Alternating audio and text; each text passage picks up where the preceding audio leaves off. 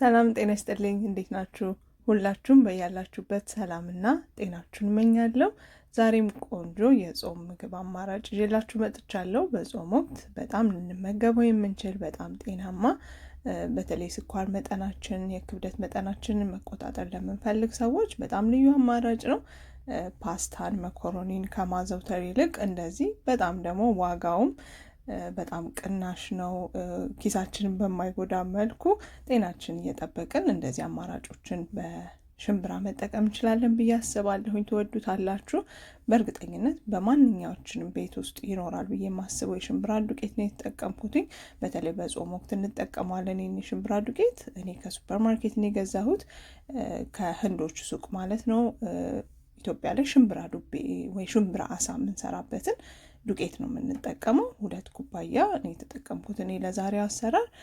ይህን ቪዲዮ ከወደዳችሁት ላይክ ብታደርጉ ብዙ ሰዎች ጋር መድረስ ይችላል፣ ደስ ይለኛል። እኔም አይታችሁት ከወደዳችሁት ማለት ነው። ከዛ 2 ኩባያ ካረግን በኋላ ኮረሪማ፣ የነጭ ሽንኩርት ፓውደር፣ ጨው እንዲሁም ትንሽ ቁንዶ በርበሬ እንጨምርበታለን። እነዚህ ለሽምብራ ዱቄታችን ቆንጆ ጣዕም የሚሰጡልን ነገሮችና ወይ ቅመሞች ናቸው። ያው ሽምብራ ዱቄቱ በራሱ ትንሽ ጣዕም ይኖረዋል፣ ግን ደግሞ እነዚህን ስንጨምርበት በጣም ቆንጆ ልዩ ጣዕም ይኖረዋል። ኮረሪማ ማድረግ አትርሱ። ቆንጆ ጣዕም የምታገኙት ከኮረሪማው ነው። ከዛ ቀጥለን በርበሬ ነው የምንጨምረው። በርበሬ እንደ ፍላጎታችሁ። እኔ 1 የሻይ ማንኪያ ነው የጨመርኩት። ዘይት 1 የሾርባ ማንኪያ ለ2 ኩባያ ዱቄት አካባቢ እንጨምራለን። እያያችሁት ያው እኔ ብዙ ጊዜ እንደዚህ በልምድ ስለምሰራው ነው እንደዚህ አካባቢ ያልኩ ምነግራችሁ። ስታዩት ራሱ ያስታውቃችኋል። ለ2 ኩባያ የሽምብራው ዱቄት እኔ 2 ኩባያ ከግማሽ ውሃ ነው የተጠቀምኩትኝ። በደንብ ቀጠን ያለ እንትን መሆን አለበት፣ ሚክስ መሆን አለበት። ልክ እንደ ፓንኬክ እንደምንሰራው ሚክስ የለም፣ እንደሱ ሆኖ በጣም ቀጠን ያለ መሆን አለበት። ለጾም አማራጭ የሽምብራ አሰራር በጣም ብዙ በእኔ ቻናል ላይ ማግኘት ትችላላችሁ። ከጥብስ ጀምሮ የተለያየ አይነት ዱለቱን ብዙ አይነት አለ። ሊንኮቹን በሙሉ አንድ ላይ አስቀምጥላችኋለሁ። ሁሉንም አይታችሁ ለመስራት እንዲያመቻችሁ። እንደምታዩት በጣም ቀጭን ነው የሰራሁት ሚክስ።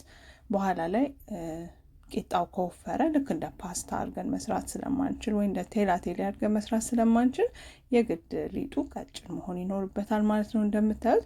ከዛ ወደ መጋገር ለሚያመቻችሁ እቃ ወይም ጆግ ላይ መገልበጥ ትችላላችሁ። ምንም የሚከብድ ስራ የለውም። እነዚህ ሽምብራዎችን ማዘውተሩ በተለይ ጾም ባልሆነም ወቅት ጤናማ አመጋገብን ለመከተል በጣም ይረዳችኋል። በዛ ላይ ደግሞ ለዋጋውም በጣም ቅናሽ ነው። ከፈለጋችሁ ከአትክልቶች ጋር ከጎመን፣ ከቆስጣ፣ ከሰላጣ ከፈለጋችሁት ጋር ማባያ አድርጋችሁ ልታቀርቡ ትችላላችሁ። ከዛ እዚህ ጋር እንደምታዩት መጥበሻችንን ጋር ልናደርግና ዘይት እንቀባዋለን። የኔ ነንስቲክ ነው እንትኔ መጥበሻዬ፣ ግን ነንስቲክ ካልሆነ የምትጠቀሙት በደንብ በዘይት ልታስሱት ይገባል። ተጣብቆ በጣም ቀጭን ሊጥ ስለሆነ የምንጠቀመው ተጣብቋል እነሳም እንዳይላችሁ፣ ልፋት እንዳይሆንባችሁ ማለት ነው። በደንብ ዘይት ወይም በደንብ ማሰስ ይፈልጋል። በደንብ መጥበሻችን ግሎልናል። ስለዚህ እንትናችን እንጨምራለን፣ የሽምብራ ሚክሳችንን እንጨምራለን። የሽምብራ ዱቄት በጣም ጤናማ ነው፣ በጣም ከምነግራችሁ በላይ። በተለይ ስኳር እንዲሁም ክብደታችሁ እንዳልኳችሁ የደም ብዛት ምናምን ያላችሁ ሰዎች እነዚህ አይነት አመጋገቦችን ብታዘወትሩ ለጤናችሁም ለኪሳችሁም በጣም ይጠቅማችኋል። ቀጥዬ እንደምታዩት መጥበሻዬ ላይ ሙሉን ለማዳረስ ሞክራለሁ። ትንሽ መጠጥ ማድረግ ሲጀምር እንገለብጠዋለን።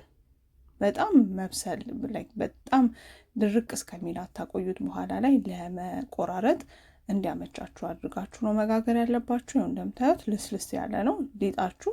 ወፈር ያለባችሁ ከመሰላችሁ ውሃ እየጨመራችሁ ማቅጠን ነው።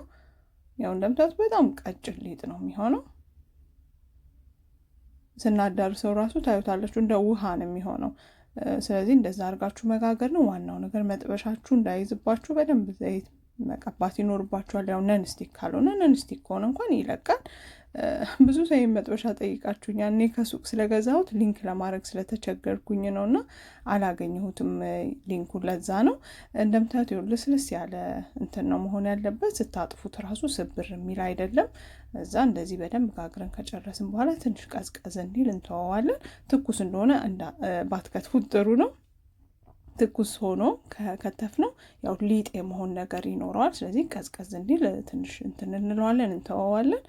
ያው እንደምታዩት እንደዚህ ቀጠን ቀጠን አድርጋችሁ ከፈለጋችሁ በፒዛ መቁረጫ ካልሆነም ደግሞ ስለታማ ቢላ ተጠቅመን መክተፍ ነው። ጠቅልል እያደረግነው መክተፍ ነው ማለት ነው። እንደዚህ አይነት አማራጮችን ስንጠቀም ያው አንደኛ ቅድም ብያችኋለሁ ኪሳችንን አንጎዳም። በዛ ላይ ምንም ፕሮሰስ የሆነ ነገር አልተመገብንም። በፋብሪካ ፕሮሰስ የሆነ ነገር ምንም ነገር የለውም።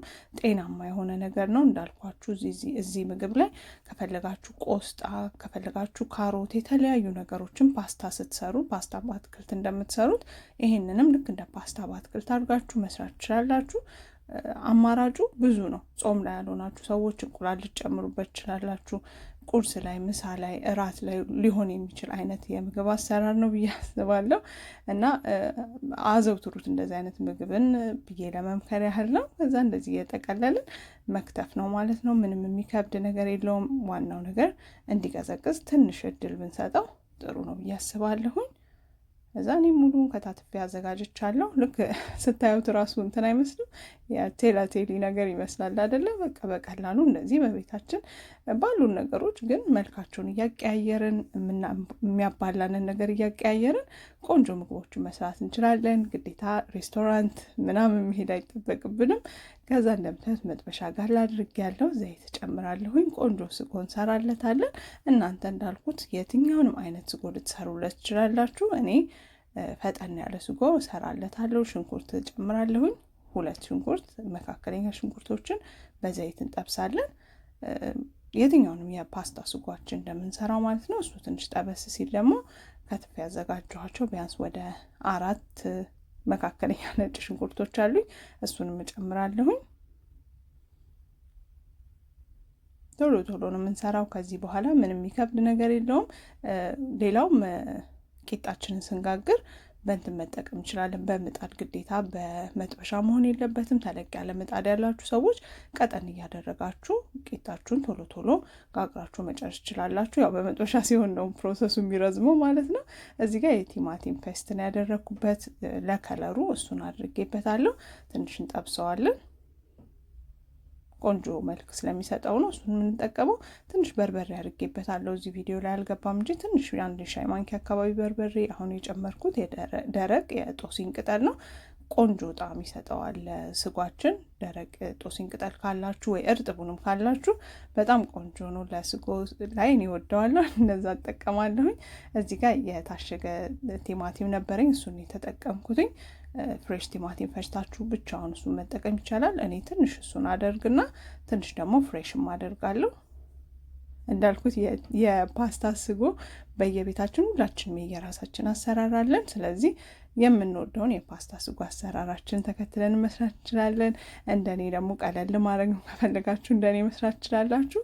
አንድ ቲማቲም ከተፍ ከተፍ አድርጌ እሱንም ጨምራለሁ። የመጥበሻ ቅጠል ጨምራለሁ። ትንሽ አብሮ ጣዕሙን እንዲይዝልን ያህል ነው። ፓውደሩ ካላችሁ የመጥበሻ ቅጠል ፓውደሩ እሱን መጨመር ይቻላል። እኔ እሱ ስላልነበረኝ ነው። ከዛ ትንሽ አብረን ከጠበስነው በኋላ ቁንዶ በርበሬ፣ የነጭ ሽንኩርት ፓውደር እና ማንኛውንም የስጎ ቅጠል ከፈለጋችሁ ፐርስሊ የምትወዱትን ነገር መጨመር ይቻላል። እዚህ ጋር ጨው ጨምራለሁኝ። እኔ ጨው በትንሽ ማንኪያ ስለምጨምር ነው እንጂ ብዙ አይደለም። ብዙ ይመስላል አይደል? ብዙ አይደለም። በትንሽዬ ማንኪያ ስለጨመርኩ ነው። ከዛ ከፈለጋችሁ ድልድል ያለ ከመሰላችሁ ትንሽ ውሃ ጠብ አድርጋችሁ ማንተክተክ ነው። እኛ ስጎ ወፈር ሲል ስለምንወድ ያህል ነው እንደዚህ ወፈር ያለ ስጎ የሰራ ነው። ከዛ ወደ ሳህን ገልብጠነዋል። እንደምታዩት የሽምብራ ፓስታችን ወይ ቴላቴሊያችን በቤታችን ያዘጋጀነውን ሬስቶራንት ሳትሄዱ ትልቅ ብር ወጪ ሳታወጡ ሽምብራ ዱቄት ኢትዮጵያ ላይም በጣም ርካሽ ነው በእርግጠኝነት። እዚህም ሀገር በየሱፐር ማርኬቱ አለ። እሱን ገዝታችሁ ተጠቀሙ። በየህንድ ሱቆች አሉ። ስለዚህ ለጤናችሁን ክብደታችሁን ለመቀነስ ከፓስታ ከመኮሮኒ ይሄንን አማራጭ ነው ብዬ አስባለሁ። ግዴታ በጾም ወቅት ብቻ መሆን የለበትም። ስለዚህ ለብዙ ሰዎች ይጠቅማል እና ይሄ ቪዲዮ ሼር ብታደርጉት ደስ ይለኛል። ከወደዳችሁት አይታችሁት ደግሞ ላይክ ብታደርጉም ደስ ይለኛል። ካልወደዳችሁትም ላይክ አድርጉ። ስለ ጊዜያችሁ አመሰግናችኋለሁ። ሁላችንም በያለንበት ሰላም እንሁን። ሀገራችን አለማችንም ሰላም ያድርግልን። ስለምትሰጡኝ አስተያየት እጅግ አድርጌ አመሰግናለሁ። የሁላችሁንም አስተያየት አነባለሁ። በጣም አመሰግናችኋለሁ። ሰላም ሁኑ በያላችሁበት።